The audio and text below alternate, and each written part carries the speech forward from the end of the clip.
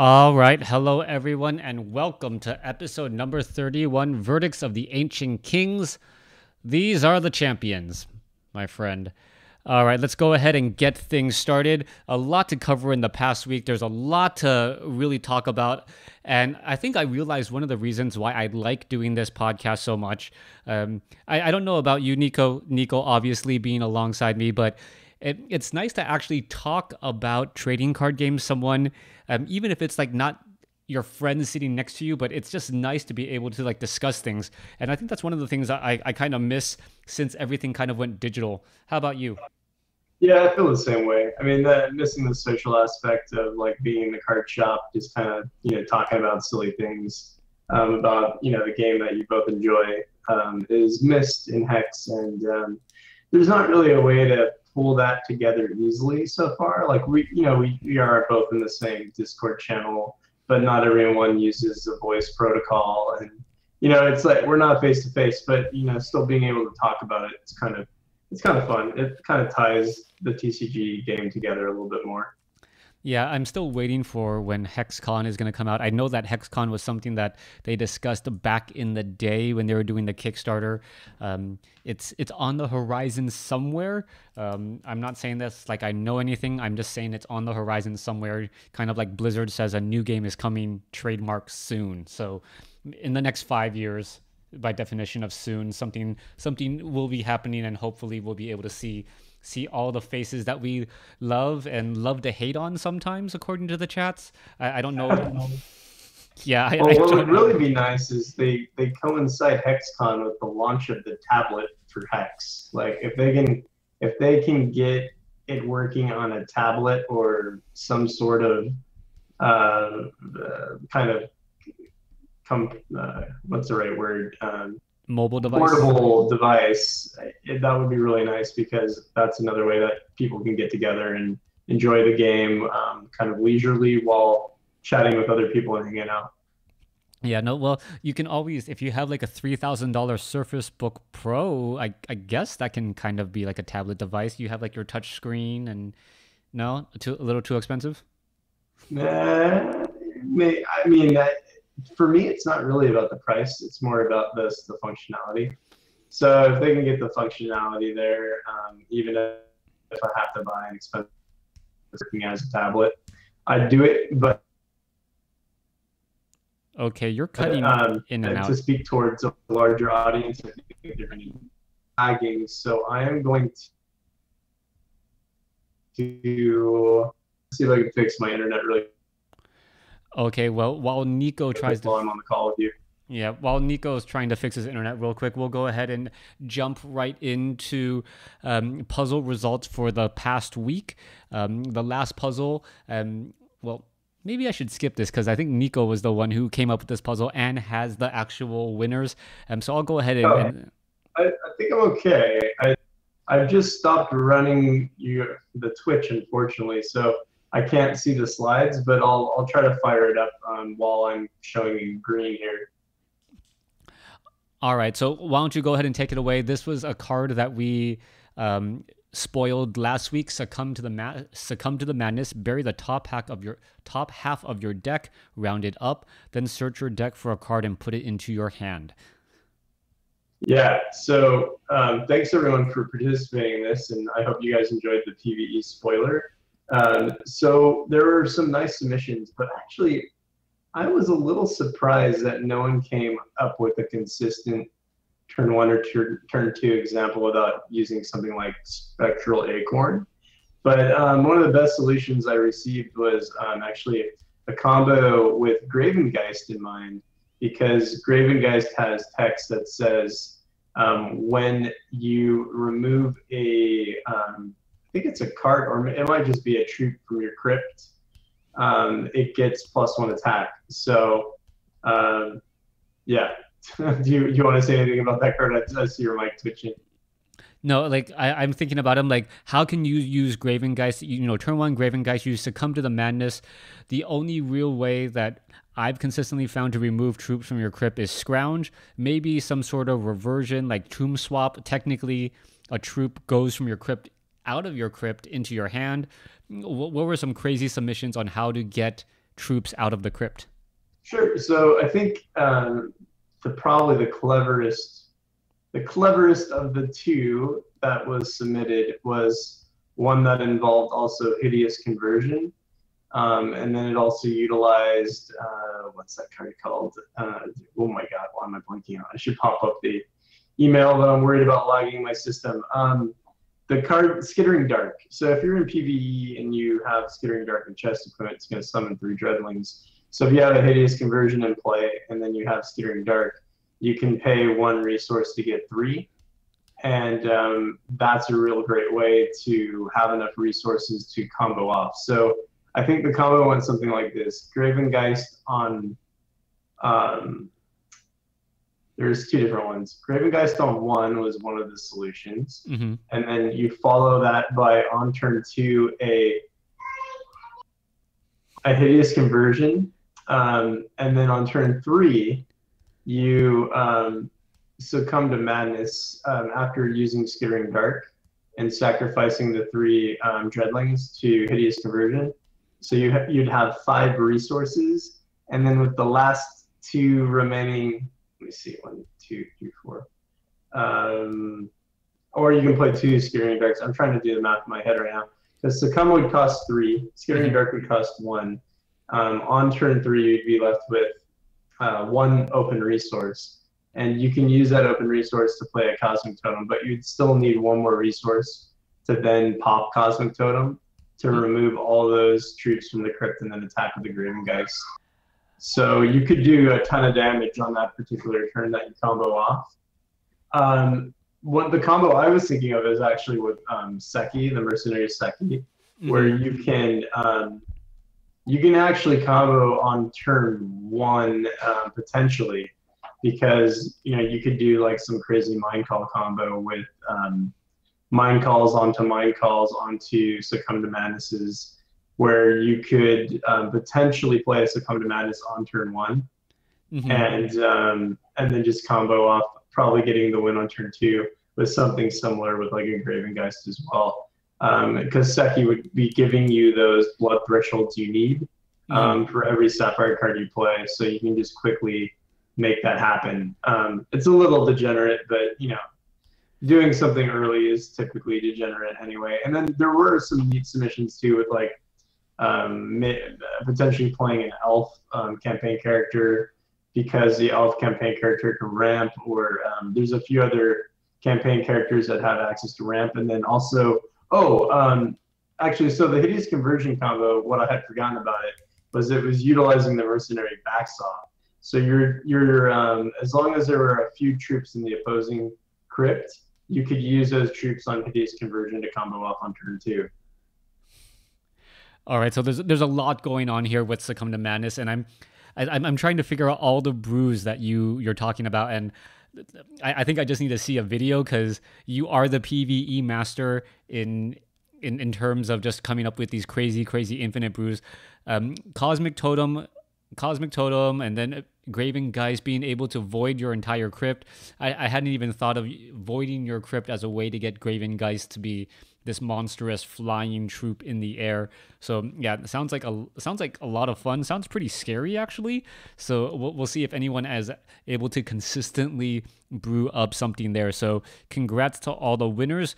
Go ahead and read the names. I didn't have time to put them on the slide, but sure, we should get going along as well. So Varengard got pretty lucky because I rolled his name first, so he is the lucky winner. We put everyone's name that sent a submission my way into the prize pot. So Varengard's the lucky winner. Then we have 4 runner-ups: Neo Arcadia, Xylo, and Nigwin, who that's your email name. That might not be your IGN, so send me your IGN, and then Ixapete. So congratulations to all of our winners. I think we had 9 or 10 submissions total. So better participation than usual. So hopefully that means that the community is kind of recharged and tuning in again, because we're getting this awesome set release that's coming out very soon. All right, so talking about the set release, there was an announcement on the new champions. Frostheart is looking looking like it's coming very, very soon in the coming weeks. And with these new champions, it's going to be completely new playstyles, especially in Limited, since all the old champions will be removed. All the new champions will be added in, and I just have to poke your brain a little bit. What do you think of the new champions that we've seen going through the Blood champions first? Let's take a look at Bardock the Butcher. 6 charge powers, draw 2 cards, lose 4 health. It's the upgraded Cranach, basically. I think they did a good job with this round of champions. Like, first of all, I think the art on all the new champions is pretty sick. Even the temporary art over there on the right. But yeah, it's just they did a really nice job of that. And they have some pretty creative charge powers. One thing I've noticed about this set is that it is real different than the other sets. And one of the things that you'll see, especially just looking at these champions for their traits, is you have champion traits that you've never had before. So you have like a Chaos Touch champion, a Witch, and a Horror right here, along with an Orc Rogue. Mm-hmm. So we're getting access to other champion types that actually will make the PvE experience more interesting, especially in Frostring Arena, where we can pair up cards and equipment based on traits for these particular cards now. Like, what's that card I love? Heroic Echo. Mm-hmm. Yeah, so like I think Heroic Echo says if it shares a class. A class with you. Class, right? Yeah, I think it's class. So Heroic Echo would work, but I think there's other ones that are class based. Or race based maybe, or maybe even or trait based. So it'll be nice to be able to build some Chaos Touch decks or some Witch themed decks, at least for the Frostring Arena. I would be surprised if there wasn't a revamp, at least an update in the Frostring Arena.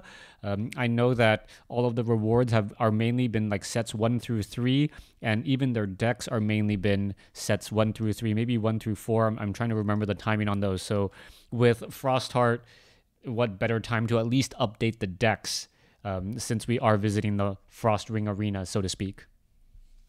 Yeah, and it's cool to see that these new champions are also kind of built around some of the set 7 mechanics that we're seeing coming out. Like, we know for sure Mill is going to be another theme for set 7.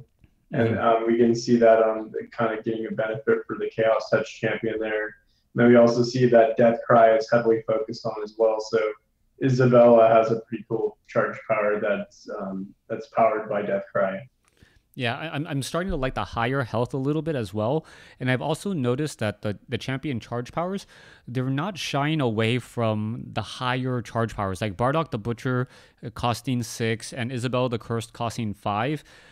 Before, it seemed like in Limited, they wanted your charge powers to trigger once, maybe twice. And now it seems like in Limited, they feel like your charge power is something you actually want to try and reach towards. And you may not get it twice, but getting it once should have a much bigger impact or effect than, just a much bigger impact and effect. Yeah, I mean, from the Limited perspective, I think 6 is usually where you should usually never expect to get it off more than once. Mm-hmm. But I would say 4, you could pretty safely think that you may get that off twice in a game. And then 5 is kind of like a gray area where it's probably going to only be once, but it might be twice. Mm-hmm. But then there's like a champion like Takahiro where you're probably going to get the charge power off, 3 or 4 times, because his charge power going off is going to enable you to get his charge power off more often. Well, but that's also a good example of balance, right? Because at 18 health, if you don't get his champion power to go off twice, you've normally lost already. Right? Yeah, there's a little gamble there, definitely. All right, so taking a look at these 4 champions here, it's nice to see there's champions that aren't Ardent or Underworld factioned as well. The Chaos Touched, Grishal the Profane. Target troop gets +1 attack this turn for each troop in opposing crypts. I'm not quite sure how I like that in Limited, just because if you're going for Mill, you probably don't need damage at the same time, unless you have like that gigantic daisy horror that you just want to get more daisies out onto the field and crush through. But aside from that, what do you think about that in terms of synergy? I think it's good because one of the other things we're seeing coming out of the Blood Chaos Touch set is that troops that have higher attack are allowing you to do more. Like there's that, I don't know if it was the Daisy that you mentioned, but there's a 2-drop Chaos Touch, which is like the octopus with the human head kind of thing. That says if you have the highest attack among troops, this gets +2 attack and unblockable. So being able to make that work, yeah, the Squirming Terror right there at the bottom right. So being able to get that to work it could be a very nice, clean way to get an early win con in. So you can definitely build around that type of ability to, give you the win. There's also synergy with having the highest attack, just allowing you to get in with like maybe crush damage. So it could open up combos that would not be primary combos, like possibly a Blood Mill / Ruby aggression deck that, Blood Ruby's always been a popular combination. So that might see some play. Yeah, I'm gonna be interested to look at those. Isabella the Cursed being able to get the get a death cry of a troop that's already in your crypt, and you get a zombie. So for 5, you summon a body that has the death cry of hopefully a valuable troop in your crypt as well. So that seems like a double win for 5. Yeah, especially if you get one of the new cards like the Promiscuous Succubus. You might really benefit by being able to get her death cry off twice, or because she gives death cry to another troop, you can just get that troop back that already has the Carnal Demon death cry on it to play that twice. Yeah, very, very. That seems very, very scary. That is a little bit more of a rare drafting strategy in terms of the champions, but I'm definitely going to see that. Also, final Ixo, the Prime Evil. Sacrifice a troop. Target opposing troop gets -2/-2. Very strong. It just seems like removal straight from your champion. You do have to sacrifice a troop. It is at basic speed, but at this point, -2/-2.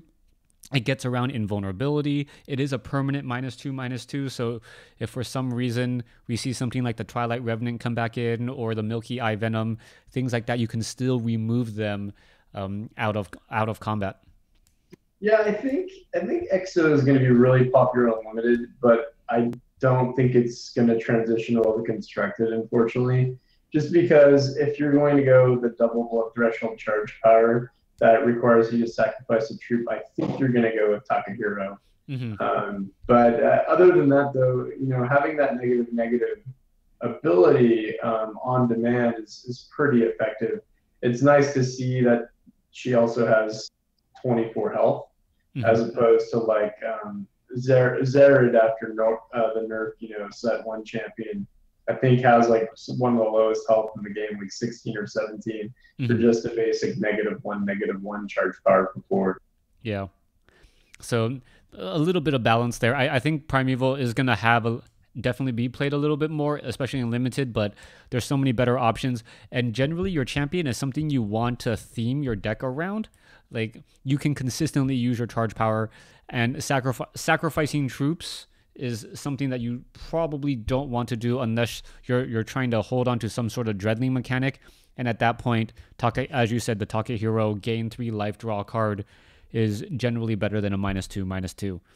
Yeah, especially when it's a 3 cost versus 4 too. Yeah, moving right along, we have the Diamond champions, and we have 2 Ardent champions and 1 neutral champion. Cassia Golden Light. I think this was something that I alluded to in the last cast. Illuminate 1 for 20 at 23 health, and having it be 4 charge powers. What do you think about it when you look at it now? Yeah, I remember after they spoiled this and that you had said that, and I thought about it some more, and I'm still torn between whether or not that's actually good. I have a feeling that it's going to be better in play than it looks on paper right now, but and you probably have some experience with that as well. But on paper, I don't particularly think that's a great ability for the cost. But like you said, she does have 23 health. She is she's probably going to be played quite a bit because it looks like the Diamond Eliminate strategy is pretty popular Hmm. for this particular set. So I think she will be a popular champion in limited. All right, moving right along to Papa Goot. His basic power is summon a Daybreak. He only has 17 health, but Daybreak is a 1-drop constant that says at the start of your turn, gain 1 health. What's your thought on Daybreak? Does Daybreak do anything? Okay, that's all it does. Start of your turn, gain 1 health. I saw that other card that has synergy with Daybreak, but I think that's decent. He does only have 17 health. I don't know if it's better than the Mending Banner that we got from the Wild Champion. I can't even think of their name, but that particular champion was rarely played as well. That had the Mending constant, and because I can't even think of their name, I think they're super rarely played.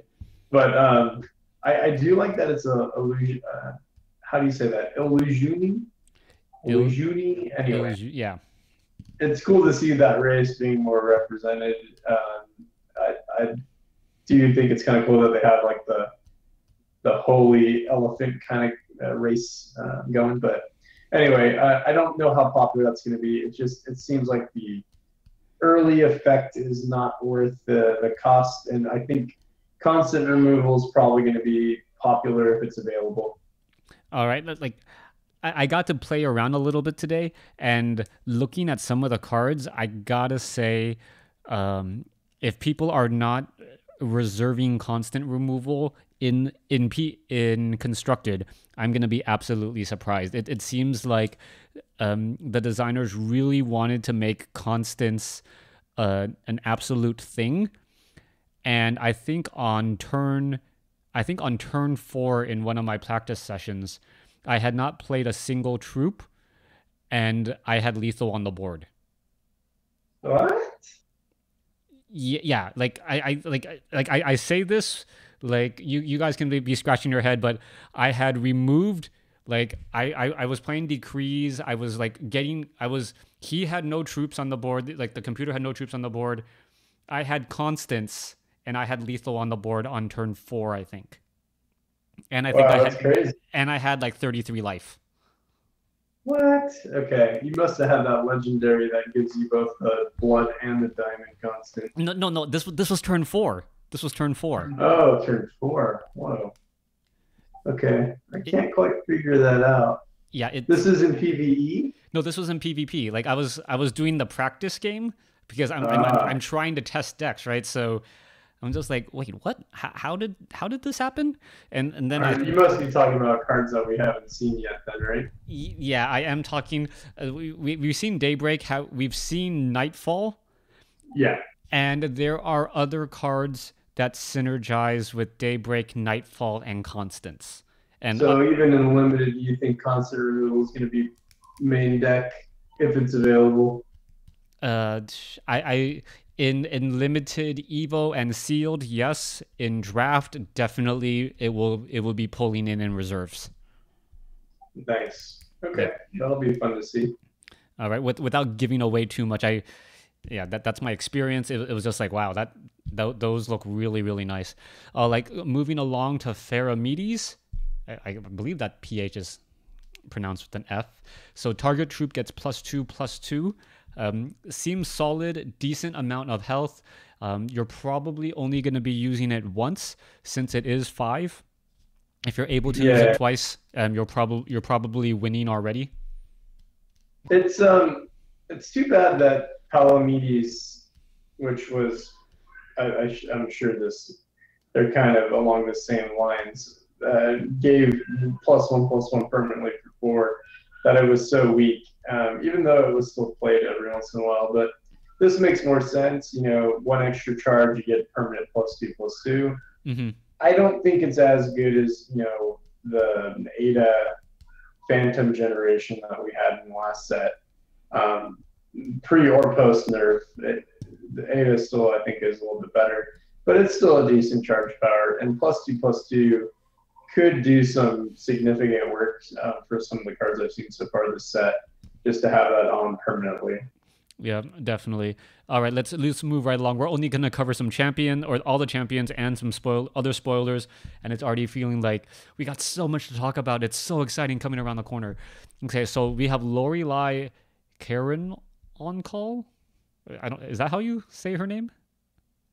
Lorelai Carolyn Call. Yeah, I think you said it right. All right. I looked. I've been trying to figure out what I don't like about this particular cleric, and I think this is one of those situations where if you're generally winning the game, it's gonna help you win and close it out. It's not gonna help you ever come back in a game, right? Yeah, and maybe she can get away with that because she already has 25 health. It's nice to see a Ruby-based champion that has 25 health. I think we had one in the last set too, or very close to that. Or you can consider High Cleric Marzul that. But anyway, it's not a champion that's going to be super popular because, like you said, unless you're playing a lot of charge generation, that ability is not going to be very effective. Yeah, it seems like you need luminaries plus charge generation plus X base spells in order for or X space actions in order for it to work. Because if you have a lot of luminaries, you can illuminate really wide, and say you have like 5 or 6, candlekin on the board before you start pumping them up. Then you can say, okay, I'm going to now again 1-0, unless there's some sort of way where you can kind of like convert excess mana into luminate. That might help. Yeah, you know what I think is going to happen with this champion, and maybe they designed it for this purpose. It's not so much a limited champion, but it's an immortal or a constructed champion that could really break the game for combo decks. Because if you can generate your charges early enough and then just get this off, you drop your entire hand, or do a real large burn to the ground or something. She could be really effective for just a burn deck.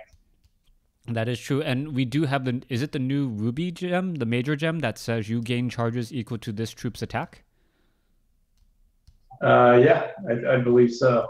Yeah, I mean the downside, of course, is that you need to flood the board with troops as well. So being able to keep your troops in play and then also have the amount of charges needed to get the ramp. How much hand would you actually have left at that point? Yeah, unless you can burn to the ground for 30, it might not be worth it. All right. I guess everyone's favorite troll champion is going to be Swamp Butt. Basic. Yeah. I think this is an absolute fun champion to have in limited. How many times have you been, if you played a game, you're like, oh, if only I could deal 1 damage, and well, create 4 swamp gas and put them into your deck. If your deck only has like 33 cards to begin with, the chances of you drawing that swamp gas is really strong. Swamp gas, obviously being a 0 cost basic action, deal 1 damage to target champion or troop, draw a card. Yeah, Swamp Butt, just funny name card. Swamp Gas is a pretty cool little action. One of the things I was thinking of with him is pretty fun to enable cards like Phoenix decks, where you're getting additional actions in your deck that could bring back your Phoenixes, also lower their costs if you had some way to draw out your deck very quickly. So that could be pretty cool and constructed. And then just for limited, like having those extra filler cards will be nice. Can you swap back to what a Swamp Gas does again? Just quickly see. I know you're on the delay, but it's deal 1 damage to target champion or troop and it does have the cantrip. Okay, so that's what I was just double checking on. I want to make sure draw card was there. So it is super good, and I think this Swamp Butt could be a potential replacement for the McBombus decks that we've seen in terms of like also powering Flickering Gobbler based attack decks. Yeah, I think it might actually be a little bit more consistent as well, since you don't need both in order to get it off early. Sapphire, but I think Sapphire, in terms of like making actual Flickering Gobbler work, you're still going to want like something like Lanapas. But if there's enough like new Ruby based kind of card draw stuff, Hmm. that Swamp Butt might just be the mono Ruby themed quick burn cycle deck. We'll see. Yeah, and I just gotta say about the art, I love how he's like in a pool of water, and like there's a bunch of like dead fish behind him with, bubbles coming out of it. Bubbles, yeah. All right, moving right along, we are going to Torque Slam Sticks, and I thought this was gonna be a champion that you really liked. You seemed really high on Gladiator. I feel kind of neutral to this one, considering it is all of your troops get Gladiator one, but is it enough? Do you think? No, I mean it's just Gladiator one, and you only get it for until the start of your next turn. So I guess it could be decent paired with like Steadfast, but man, I don't know. It's because it's only like temporary. I'm not sure.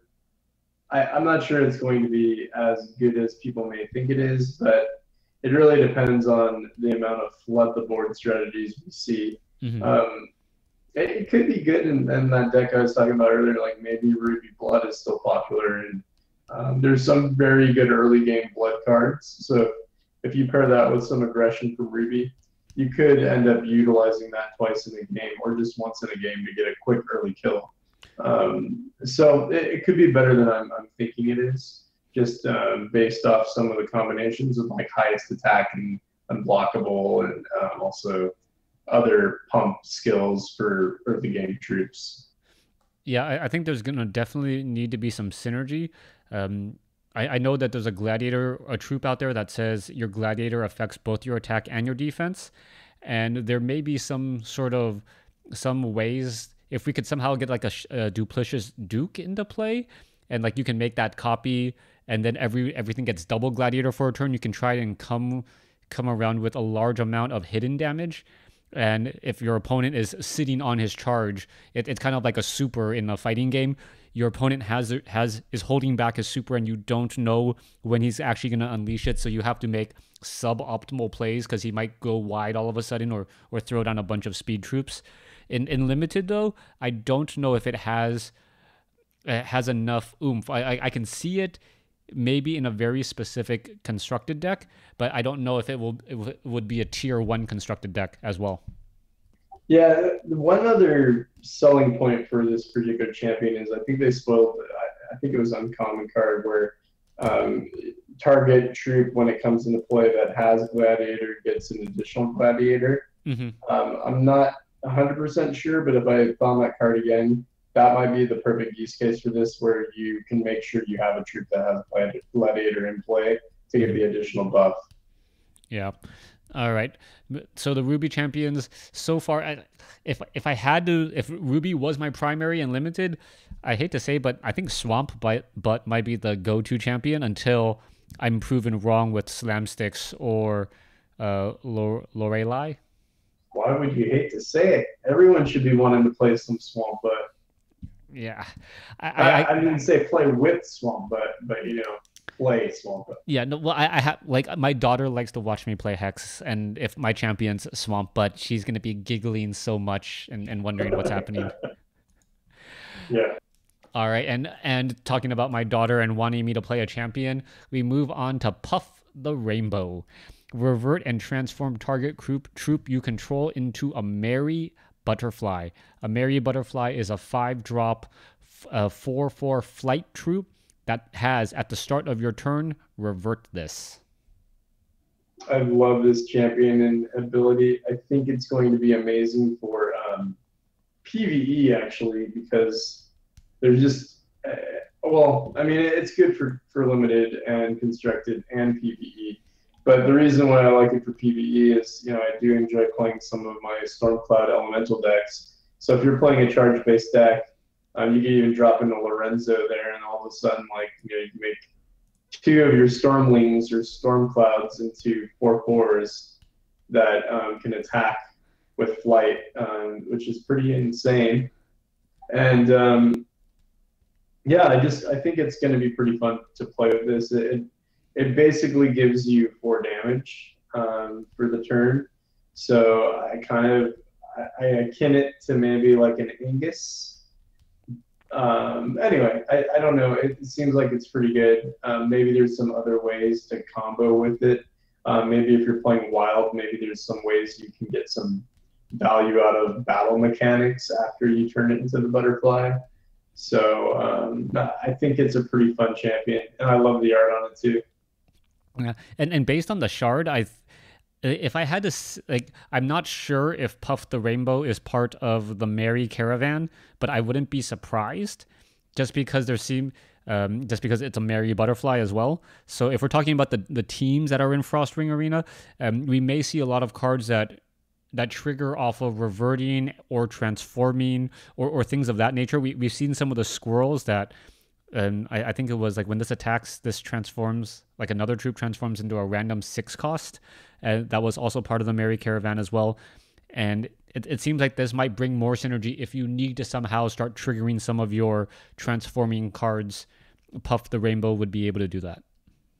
I'm also thinking like Frosted Arena, like, Princess Corey is a boss. Like if they revamp the Frosting Arena, like what if the Merry Caravan like all leads to Princess Corey being their boss, but like you have to fight Puff the Rainbow first to get to him. It'd be pretty fun. Yeah, it would be. All right, moving along, we have the Rune Carver Darkon.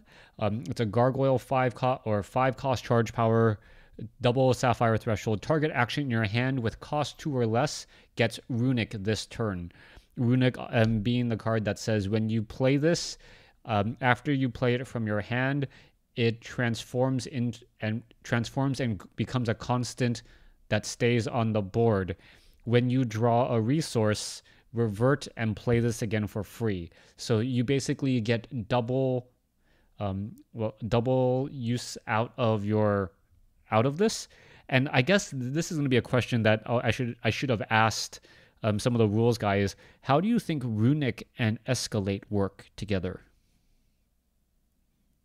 Good question. Well, the card is still played, so I think you should still get the escalation counter after you play it before it goes Runic. And then when you draw the resource, it should still. Oh, but it's not played from your hand. I see what you're saying. So because it is.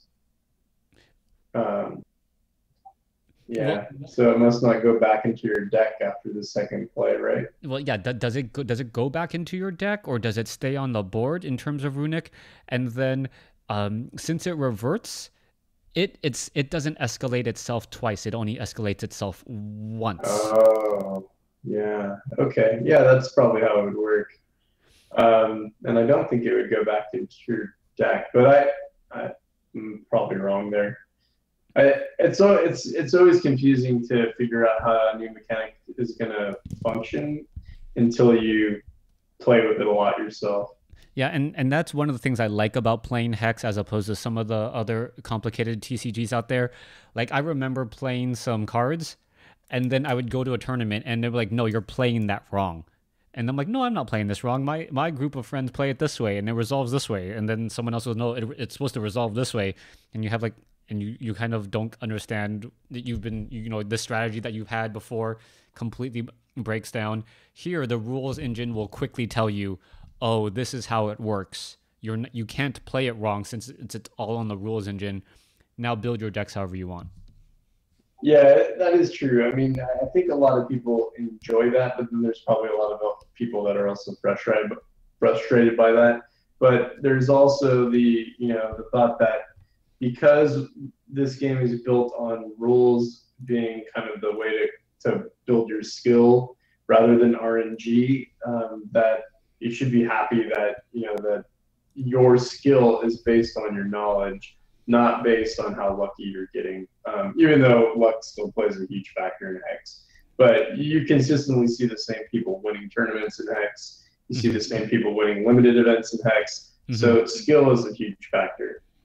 Yeah, anyone who says it's just all RNG, that I'm sure there's plenty of people out there who have said their RNG hasn't come up, and they've been playing in every Cosmic Crown showdown and every Hex Hex Clash and haven't placed in the top 8 yet. So you can tell them their time's going to come, or you can tell them to get better. True.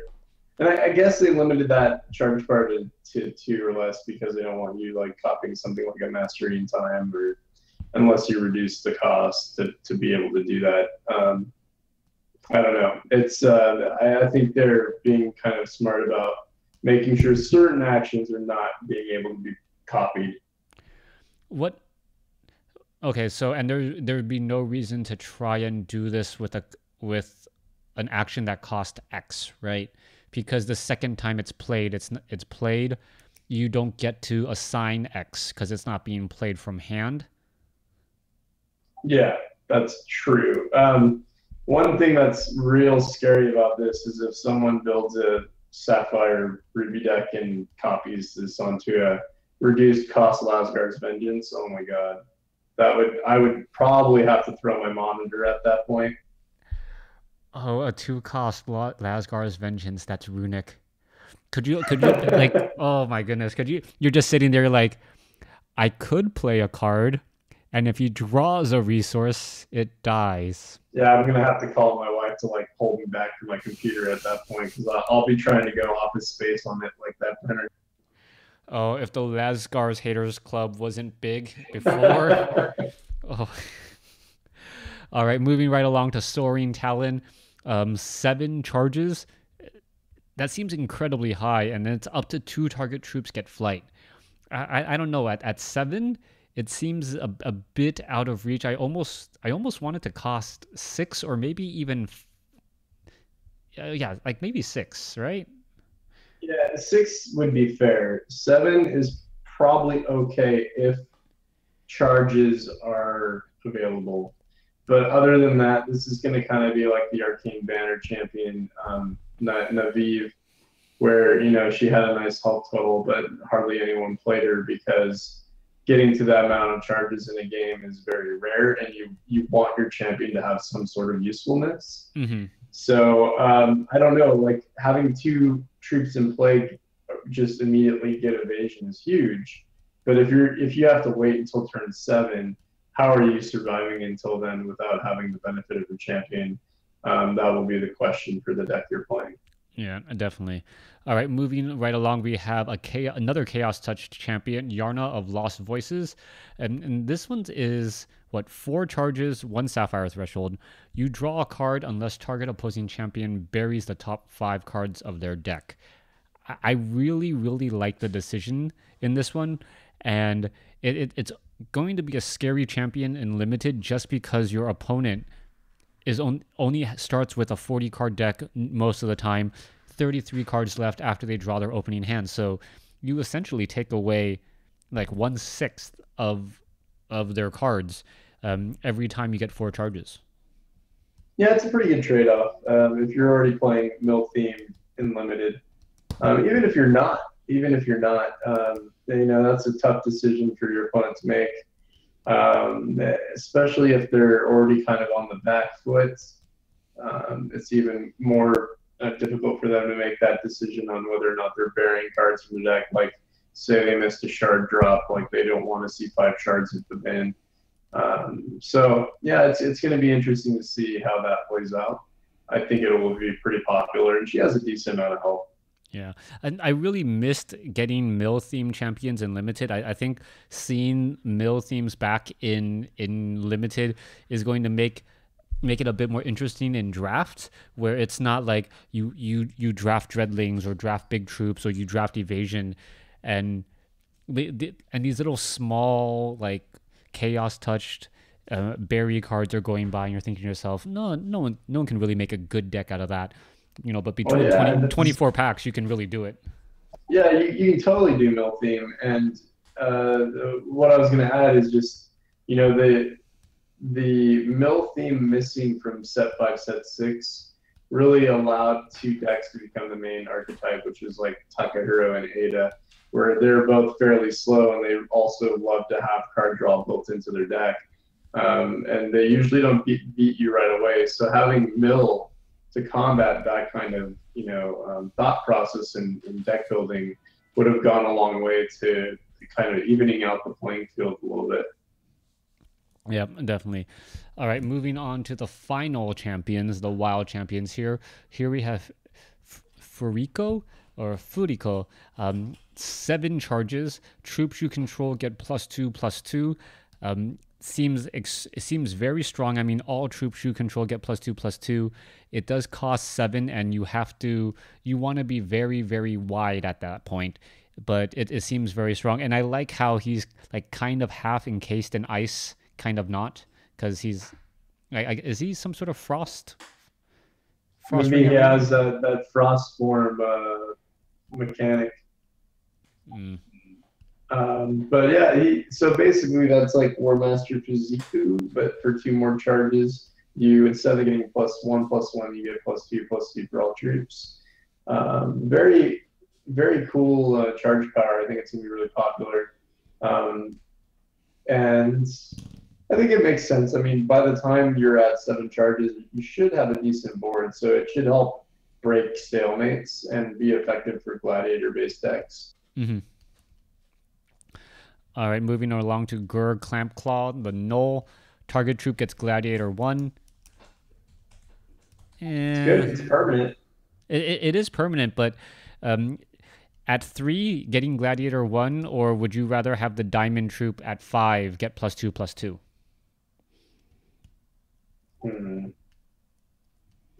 I don't know. It's more effective earlier on, so I think I'm okay with Gladiator 1 for 3. As someone that likes to play more aggressive decks, knowing that I can consistently get it off twice in a game is probably going to push me to playing it more often. And also, it's not a diamond. You don't have to be in diamond to play this. It's a single sapphire, not double diamond. So for a Gladiator themed deck that's primarily going to be Ruby Wild, this makes more sense. That's true. All right, moving right along to Plague Root the Hollow, Undead Zombie Plant. Target troop you control gets Death Cry, summon 2 Blight Blossoms. Blight Blossoms being a 1/1, was that a 1/1 undead plant? Yeah. Good, 25 health is not anything to knock. We don't know what kind of plant or undead synergy is going to be in the game, so that might lead to this being a very good pick. It also gives a troop Death Cry. That seems to be something that we should really be paying attention to, because Death Cry on troops seems to be another theme going through the set. So I think this could be a very popular champion, depending on how you construct your deck. Mm-hmm. All right, and finally, Puck and Balthazar. What I wasn't quite sure is, do you really think he's an Ardent champion, or do you think that's a mistake? Well, Puck is an elf, so I think that's not a mistake. All right, so Puck and Balthazar, Ardent champion, elf, and satire. If the top card of your deck is a resource, play the top card of your deck for free. Otherwise, draw a card and gain 2 health. Something that you definitely want to definitely Fate Weave before you use this particular champion charge power. Gaining health is always good. Ramping up and getting a resource, I guess it gets you 1 step closer to your next charge power in order to try to do it. But I think 9 times out of 10, I would rather draw the card and gain 2 health. Yeah, and by turn 5, you probably will have some ability to Fate Weave or figure out, what's going to be the next card to play. Or you just want that next card no matter what. So either way, you're moving a card through your deck. So I don't know. It seems pretty good to me. At 5 cost, it's ramp, but it's ramp that's kind of late. So I guess you'd probably just rather draw a card and get the 2 health. Yeah. All right, so that's all the champions. It feels like we've been talking for quite a while, so we'll just hit a couple more slides. And for everyone out there who is wondering, hey, what's this card? Lady of Wax, a new card coming out. Definitely joining the Illuminate team. It's 5 cost, double diamond threshold. Deploy, illuminate 2, sacrifice another troop. This gets invincible this turn. And what's important to note, and I know we mentioned this in the last stream, is that illuminate 2 means you either summon 2 luminaries, or all luminaries you get +2/+2. So this is one of those situations where, say you had 2 luminaries on the board, illuminate 2. Do you want 4 1/1s, or do you want 2 3/3s? Yeah, and maybe depending on what the opponent's board state is, because of her sacrifice ability, you may want to just go wide with this particular cleric on the board, because then you can keep her alive longer. Mm-hmm. And she might be the troop that you need to push through with, not the illuminates on the board. Yeah, with Lady of Wax, I was thinking Hope on the Horizon seems to be a very, very strong option here. Oh yeah, nice. Being able to illuminate every turn, and then also the fact that she can become invincible. So it's extremely, extremely difficult to try and get her to stay, or to get her off the board at that point. Now that might see some constructed use. Yeah, that's a pretty powerful interaction right there. All right, so hopefully you guys can, well, this will probably be posted up on the spoilers, but there were some other cards that were spoiled, and some other cards that we particularly wanted to look at and mention. I know there's been more cards in the past week, but I'm just taking a look at some of our favorites. Boltwing Phoenix, 3-drop, double ruby threshold, flight speed, death cry. It either deals damage equal to its attack to each opposing troop, or put this into your hand. It gets +1/+1 and costs +1. What are your thoughts? Well, it's going to be really powerful.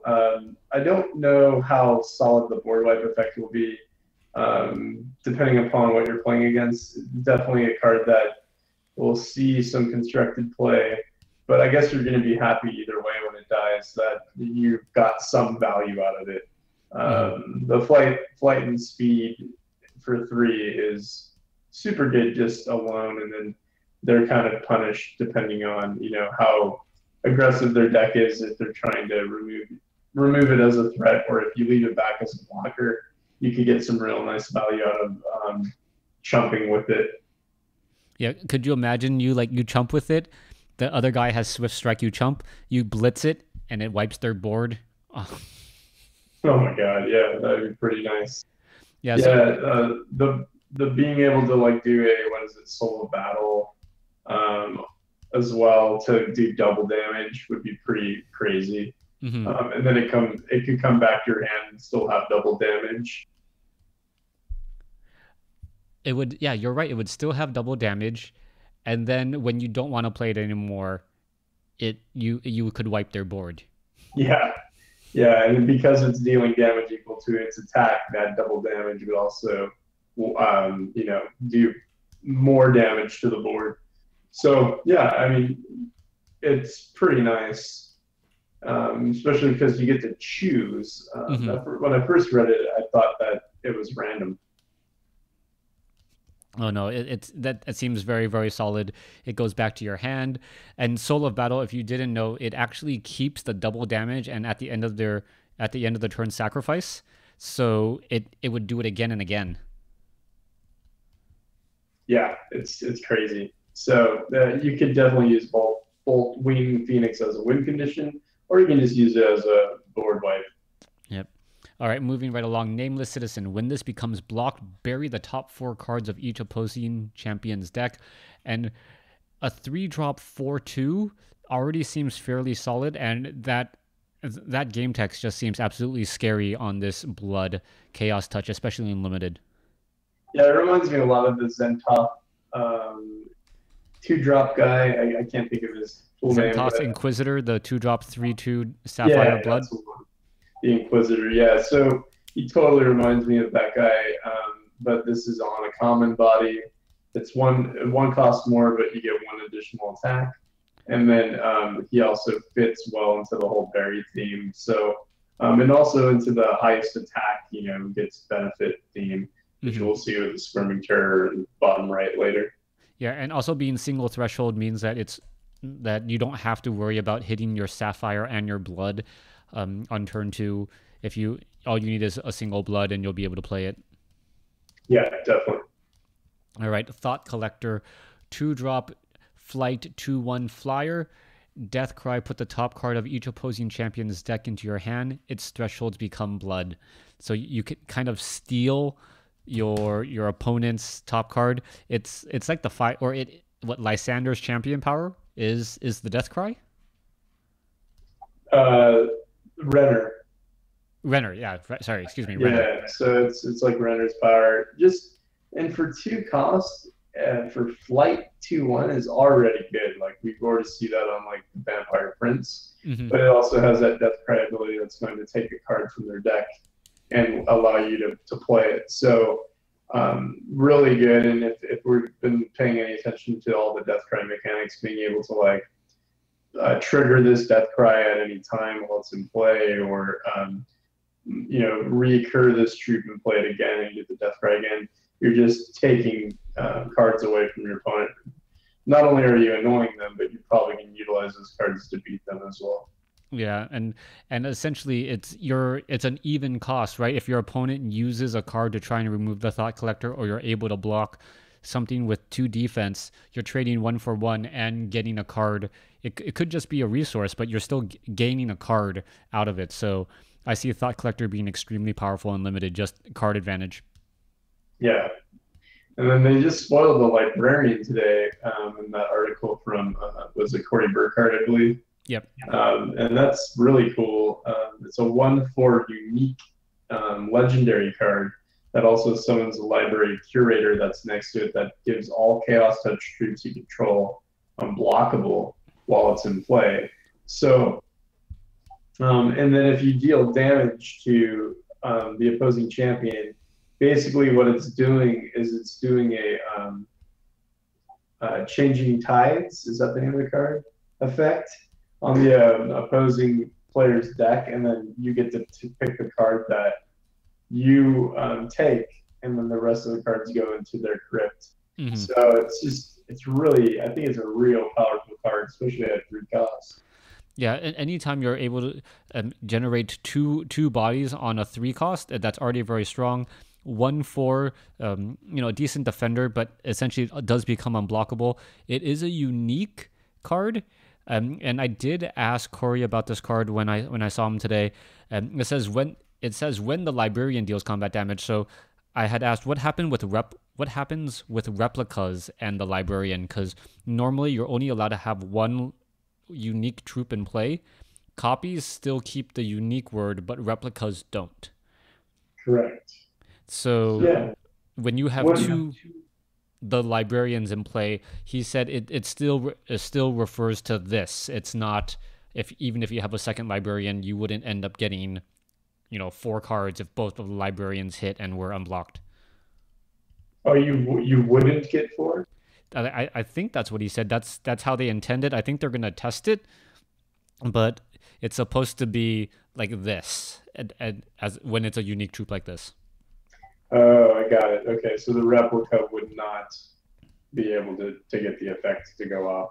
Yeah, I think they said they were testing some stuff with Cassandra to make sure, because Cassandra also works the same way. So if there's like a replica of Cassandra, the PvE, I think she's a princess or she's a knight.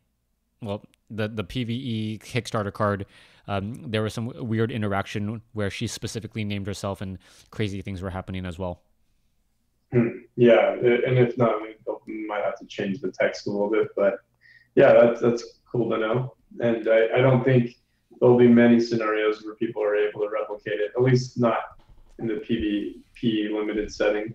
Yeah, maybe even in the PvP limited setting, if your entire purpose is to create a replica of the Librarian so that you can get that to trigger that many times, well, I just gotta say hats off to you, and let me know how you do in the actual tournament. Seems like a lot of squeezing for very little juice. Yeah. And finally, moving on, we have the Squirming Terror, a card that we had talked about earlier. And it does go along the same highest attack theme that a lot of the Chaos Touch seem to have. So there seems to be this very highest attack theme, being able to put, I guess, threats on you on both ends, watching your draw deck and also watching your health total. And it's unblockable. So, a 3/2 for 2 unblockable seems amazing. Mm-hmm. It's kind of like if you think about the set 6 card that is a 2/2 orc that if it's Valorious, it cannot be blocked unless there's another Valorious blocker. So that's basically like a 2-drop unblockable 3/3 if you Valor it. Anyway, it's cool to have unblockable evasive troops. And it's also just the art is creepy as heck, but I like it. Yeah, I'm trying not to look at that one. I know it's going to give me nightmares in limited, and in limited. We'll see how many people love the Squirming Terror in draft, limited, and Evo. So those are some of our favorite cards. Please let us know if you guys have any favorite cards that you guys want us to talk about in the coming week as we move on to episode number 32. But as always, we do have a puzzle for you this week, and it is, well, you can pretty much read the slide. You're supposed to win on this turn. You're playing Scars of War Limited, so only set 6 and set 5. Opponent is at 7 health and has 0 cards in hand and 3 of 6 resources. They're going to use the Skyspire Scholar next turn, go crazy. So you really want to win this turn. You have 4 resources, 1 diamond, 1 wild threshold. You have 2 cards in hand, both of which are actions, and you have 0 cards in your deck and you have 0 charges, so your champion doesn't matter. How do you win this turn? As always, submissions go to Nico Sharp, and good luck to all of you. Hopefully, we are not trying to stump anyone, I believe, with this one. We just found this to be a fairly decent puzzle since I saw a lot of hate for the Royal Halberdier not getting that much love in limited play. I think she's all right, but we'll see. We'll make her the crux of this puzzle here. Yeah, I've actually gotten beat by Royal Halberdiers in the past just because I couldn't get through the wall. And I think this puzzle is easy. To add to this puzzle, let's just say that those actions are not rare or legendary. They're lower than that rarity. As another bonus to people listening to this cast. Well, like there's so many hints out there. We can say they are either diamond or wild, and their combined cost cannot be more than 4. Yeah, basically. All right, so hopefully that does limit things for you guys. Go ahead and take a look at it. There is a reason why we chose the troop that you have in play. I don't think it works with any. It doesn't work with any other troop, right? Or some of the other troops. Without giving away too much. Too much away, but yeah, it wouldn't work with any other troop that I can think of offhand right now. But I won't give away why. It should be straightforward once you kind of think about it a little bit. But all right, well, from everyone here at Cornerstone, thanks for watching, thanks for listening. We know the show went a little bit long. We want to thank 11 viewers right now who decided to stick with us. And once again, please give your submissions to Nico Sharp. Thanks for watching, thanks for listening. Hope to see you guys in Entrath. Yeah, set 7. See you soon.